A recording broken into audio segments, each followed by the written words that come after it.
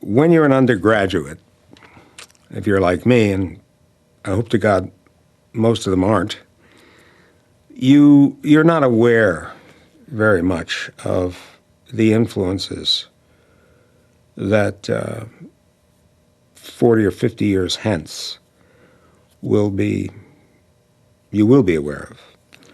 There was a dean here named Henry Coleman, who was a very nice man. And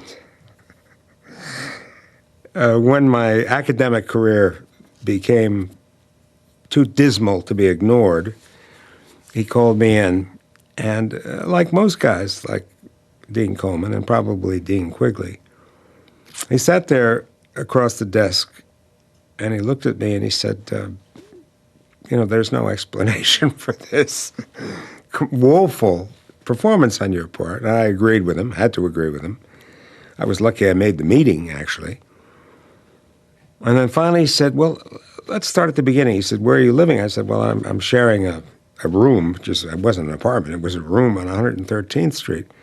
He said, and you have a roommate? I said, yes. He said, is he at the college? I said, yes, he is. He said, what's his name? I said, Ward Cunningham. He looked at me and he said, how do you guys find each other? Well, we did.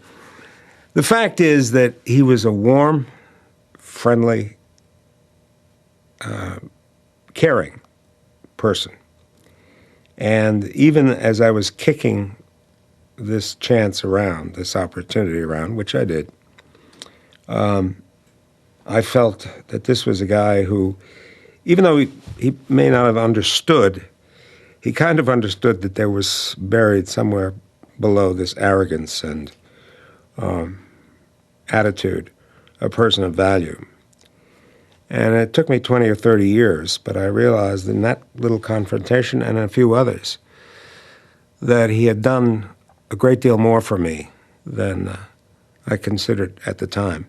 I'm sure that will be true of a lot of Columbia undergraduates who have been around for the last 14 years.